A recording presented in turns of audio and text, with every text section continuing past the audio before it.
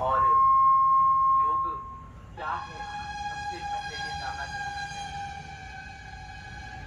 हमारे नन्हे मुन्ने जो बच्चे अभी गाँव में योग के लिए उपस्थित हुए हैं, उनके मन में ये जरूर चल रहा होगा योग क्या होता है। हमारा जो सहपाठी है वो सर 5 मिनट में ही क्वेश्चन याद कर लेता है। सर उसे कोई मैथ बड़ा सहज समझ में आ जाता है। ऐसा होता है, बहुत से बच्चे का ये शिकायत है, सर हम याद तो करते हैं, हमसे याद नहीं होता है सर। हम पढ़ाई भी करते हैं पर हम अपना काम पूरा नहीं कर पा रहे हैं क्योंकि कहीं ना कहीं मेरे से हो नहीं पा रहा है। आखिर ऐसा कैसे हो गया? भगवान ने, नेचर ने, प्रकृति ने हम सभी को एक समान बनाया है और एक समान होने के बावजूद हम में ये वैरायटी क्यों है? क्यों कोई बच्चा क्लास में टॉप कर रहा है और आप बार बार क्लास में बैठ सबसे पीछे स्थान पे आ रहे हो? ऐसा क्यों हो रहा है आपके साथ? हर बच्चा कहीं ना कहीं हमसे ये हर बार सवाल करता है ना कि सर कुछ ऐसा बताइए कि हमें भी याद होने लगे, हमें भी सर पढ़ाई में मन लगने लगे। तो आप ये समझ लीजिए कि योग ना सिर्फ आपके फिजिकल एक्टिविटी को सुधारता है बल्कि आपके मानसिक क्षमता को भी बढ़ाता है। एक शब्द में आपको बताते हैं कि योग आपकी याददाश्त को बढ़ाता है। होगा किसी को नकारात्मक विचार और आप अपने आत्मबल को बढ़ाना चाहते हैं, आप चाहते हैं कि इन नकारात्मक विचार से हम क्या हो जाएं, दूर हो जाएं, तो आपको क्या करना पड़ेगा? योग करना पड़ेगा। सच्चाई तो ये है बच्चों की मनुष्य इस पृथ्वी पर सबसे बुद्धिमान जीव माना जाता है। सबसे ज्यादा बुद्धि मनुष्य के पास है और बुद्धि होते हुए भी हम इस बुद्धि का सही उपयोग नहीं करते हैं। हम सभी अब जो हमेशा थके थके महसूस करते हैं, क्लास में पीरियड के दौरान सो जाना, कोई भी काम करते समय उन्हें नींद आना। अगर आपको हमेशा एनर्जेटिक महसूस करना है, आपके शरीर में ऊर्जा चाहिए, सबसे पहले हमें किसी भी काम को करने के लिए हमारे शरीर में भरपूर ऊर्जा होनी चाहिए। जब तक हमारे शरीर में ऊर्जा नहीं होगी तो हम किसी काम को नहीं कर पाएंगे। तो हमें एनर्जेटिक होना है तो हमें क्या करना होगा? क्या करना होगा? योगा। अच्छी नींद। बहुत से बच्चे हैं, हमें भी सुनने में आता है कि उनको नींद नहीं आती है, 11-12 बजे तक बिना किसी काम के जगे रहते हैं। बच्चों के साथ ऐसा होता है कि वो 11 बजे तक 12 बजे तक जगे रहेंगे, ऐसे ही बात करते रहेंगे मजे करने के लिए। नहीं, इस जीवन का आप एक ही उद्देश्य बनाइए, हमें कुछ सीखना है और दूसरी को सिखाकर इस दुनिया से चले जाना है। सीखना है और सिखाना है। आज हम कुछ भी कर पा रहे हैं तो कहीं ना कहीं हमारे पूर्वज का ही तो देन है। पूर्वज द्वारा किए गए चीजों से तो हम सीख रहे हैं। अगर हमारे पूर्वज इतना विकसित नहीं हुए होते, अगर हमारे पूर्वज वो चीज हमें नहीं देकर गए होते तो कहीं हम भी जंगल में भटक रहे होते। वो भी अपने आज लाइफ जो है वो मजे के लिए जिए होते, खेल कूद के लिए जिए होते, ऐसो आराम के लिए जिए होते। तो क्या इतना जो कुछ भी आप सभी के सामने फैसिलिटीज उपलब्ध हैं, इनके पीछे कोई ना कोई तथ्य तो है ना? ऐसे तो ये दुनिया में नहीं आया है। तो सबसे पहले हमारे जीवन का एक ही लक्ष्य होना चाहिए कि कुछ सीखना है, इस दुनिया में आए हैं तो, और इसे अपने आगे आने वाले वंशज को देकर चले जाना है। आपको समझना है तो सबसे पहले उस पर आपको कंसंट्रेट होना बहुत जरूरी। कंसंट्रेट क्या होता है? जैसे कि अगर आपको कोई समझा रहा होता है तो उस समय आपका दिमाग उसके बातों पर ना होकर के आसपास की चीजों पर आपका ध्यान क्या होता है? भटकता रहता है। क्लास में कोई शिक्षक आपको कुछ समझा रहे हैं, आप क्लास में मौजूद है, सर के ऊपर आपकी निगाहें हैं, लेकिन माइंड आपका कहाँ पे है? उनकी बातों पर नहीं है। यही बोलते हैं मन का भटकाव। इसको कैसे हम एकाग्र करेंगे, कैसे हम अपने मन को किसी एक चीज पर डालेंगे, हम आज वो सीखेंगे। ठीक है, सबसे पहले है आसन कैसे बैठना है, ध्यान से सुनिए। आप अब आज प्रथम दिन है, आप कोशिश कीजिए कि आप कर पाए। अगर आप नहीं कर पाते हैं तो आप सामान्य आसन, जिसको हम लोग क्या बोलते हैं, पालती मारकर बैठना, जैसे कि हम लोग सामान पालती मारकर बैठते हैं, उसी तरह से आप बैठ जाइए अगर आपसे नहीं हो पा रहा है तो। लेकिन आपको नित्य प्रतिदिन कोशिश करना है कि ये आपसे हो जाए। ठीक है, तपस्या के लिए इस आसन का प्रयोग करते थे, उसी तरीके से आप सभी को बैठ जाना है। सभी बच्चे का रीढ़ की जो हड्डी है वो एकदम सीधी होनी चाहिए, आगे की तरफ ये जो बच्चे होंगे वो गलत इफेक्ट होगा आप पे, सीधा सीधा एकदम सीधा होगा, सीधा एकदम स्ट्रेट लाइन सीधा। वो लड़के के सीधा नहीं है, स्ट्रेट नहीं है, स्ट्रेट हो जाए बाबू थोड़ा सा। हाँ, रीढ़ की हड्डी सोच होना चाहिए। अब ध्यान से सर्वप्रथम हमारी क्रिया को एक बार आप लोग देख लीजिएगा, तत्पश्चात आप पीछे से इस क्रिया को दोहराइएगा। आपको करना क्या है, ओम का जाप करना है, और ओम के जाप करने में एक बार आपको ओम और दूसरी बार में माँ, ओम माँ, ये दोनों का जाप किस तरह से होगा, ध्यान से। सबसे पहले सांस को पूरा भरिए, और जैसे आप सांस को पूरा भर लेते हैं, अब उस सांस को छोड़ना है किसके द्वारा, ओम जाप के साथ। ओम के जाप करते समय और आपको इस सांस को क्या करना है, छोड़ना है। ध्यान से देखिए,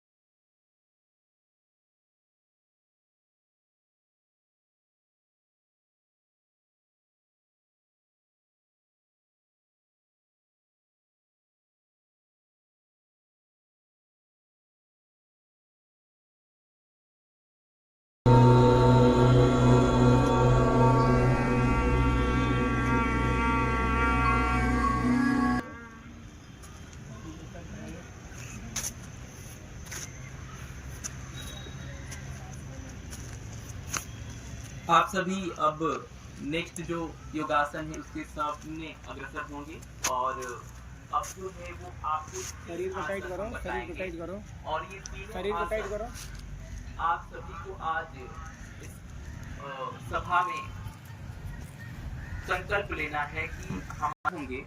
और फर्स्ट है प्राणायाम का एक आसन, भस्त्रिका। क्या नाम है, और सभी नामों को भी आपको ध्यान रखना है ताकि आप, ठीक है, कीजिए आप इस चीज को कंटिन्यू कीजिए।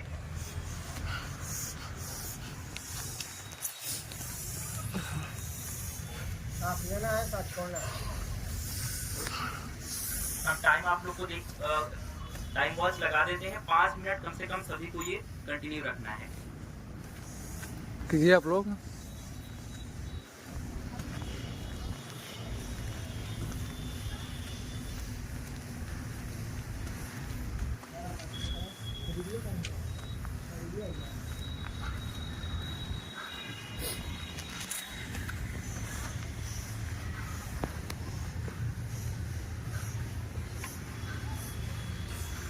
कंटिन्यू रखिए।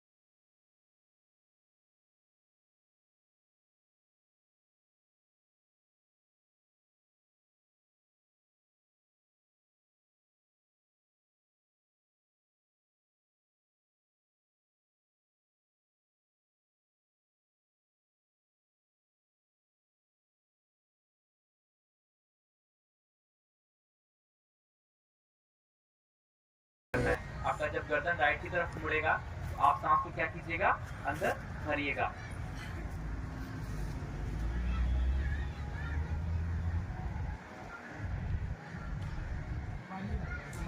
इधर कीजिए, इधर। इस चीज को सभी लोग अभी आगे देखिए, सामने देखिए, एक साथ कीजिएगा। सभी लोग सामने देखिए, सामने देखिए, सभी लोग सामने देखो। चलिए एक साथ स्टार्ट कीजिएगा। स्टार्ट। सांस को भरते हुए लेफ्ट में अपने सर को ले जाइए। लेफ्ट उधर है जी, लेफ्ट इधर कीजिए, सिर इधर कीजिए। हाँ,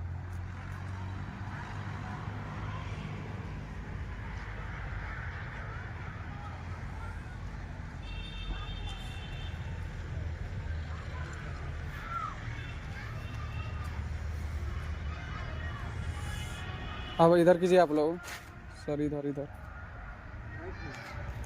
इधर कीजिए, इधर। सांस लेते हुए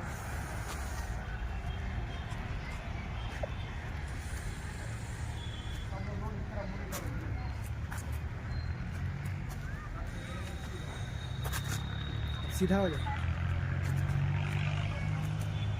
लेफ्ट लेफ्ट।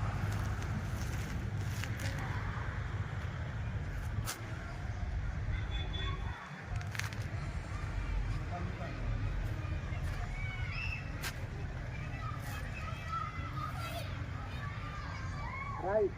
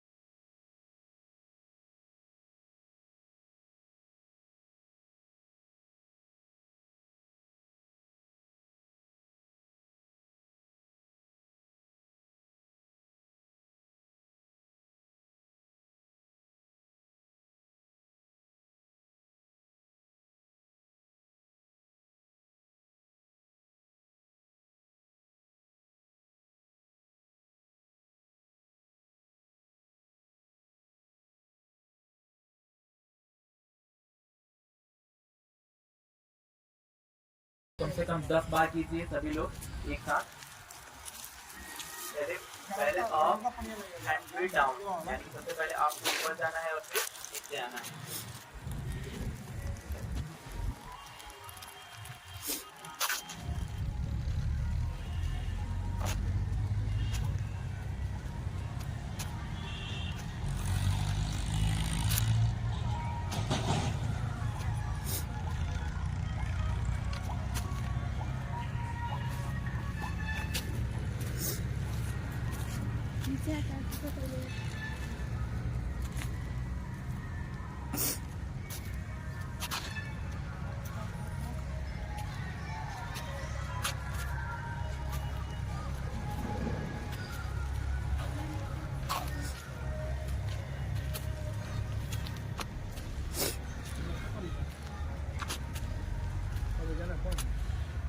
आप जब नीचे अपने सर को झुकाइएगा तो सांस लेते हुए, यानी कि सांस को भरना है। अभी मत झुकाइए। झुकाइएगा तो सांस को कौन है जी ये? जब बोला जाएगा तब झुकाइएगा।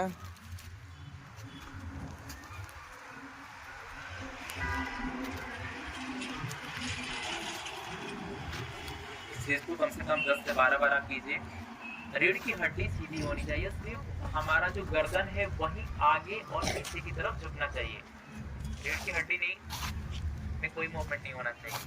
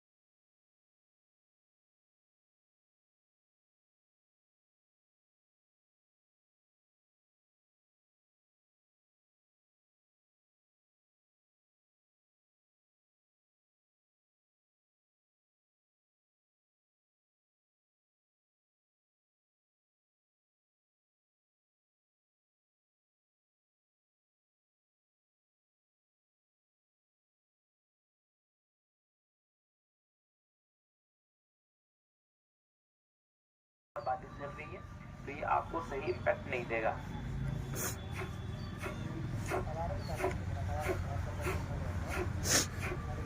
चलिए ओवर।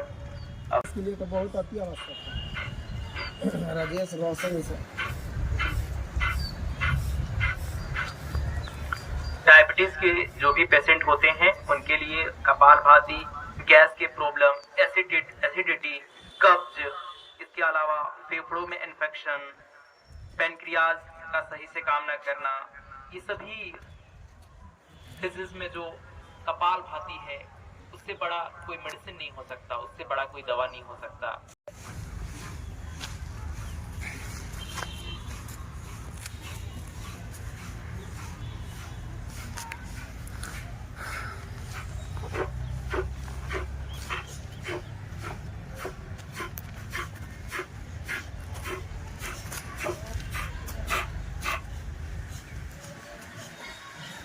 आप लोग कीजिए।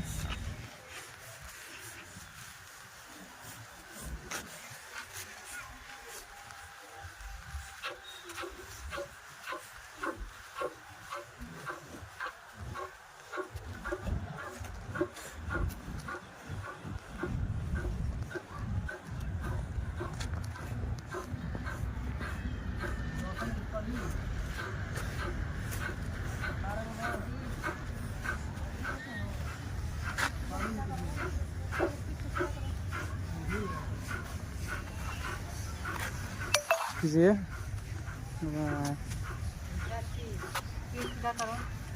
तुम नहीं कर रहे हैं, करो एकदम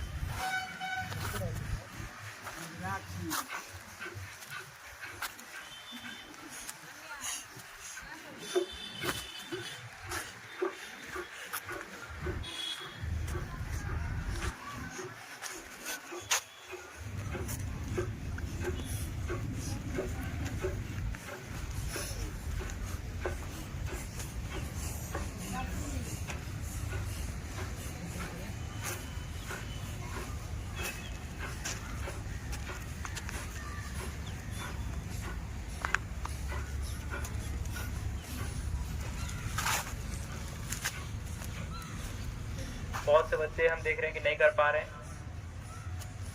अभी आप सीख रहे हैं तो इस चीज को कंटिन्यू रखिए, बीच में नहीं छोड़िए। हम आपको बार बार इस चीज को बोल रहे हैं, कंटिन्यू रखिए 5 मिनट तक।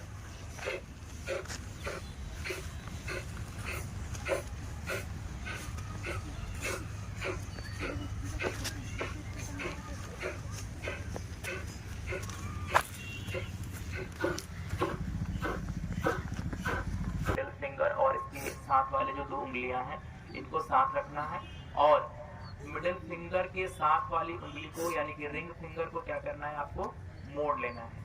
इस तरह का आपको आकार बनाना है अपने हाथ का। सभी लोग बना लिए। अब जो आपका अंगूठा है उसको उससे आपको एक नाक को बंद करना है। सभी लोग अपने नाक को बंद कीजिए, ध्यान से देखिएगा। आपको क्या करना है कि अपने थंब से अपने एक नोज को क्लोज करना है। सबसे पहले आप राइट नोज को क्लोज कीजिए। सभी लोग जो है अपने दाहिने नाक का जो छिद्र है उसको अंगूठा से बंद कीजिए। अब कपालभाति में आपको करना क्या है कि लेफ्ट नोज से सांस को अंदर भरना है। सांस को जितना हो सके आप क्या कीजिएगा कि लेफ्ट नोज से अंदर भरिएगा।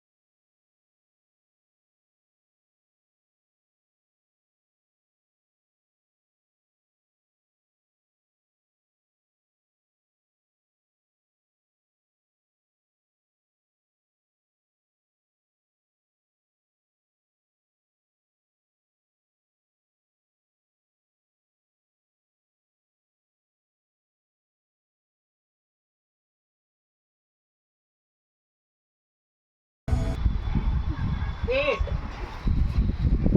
9 3 4 5 6 7 8 9 10 11 12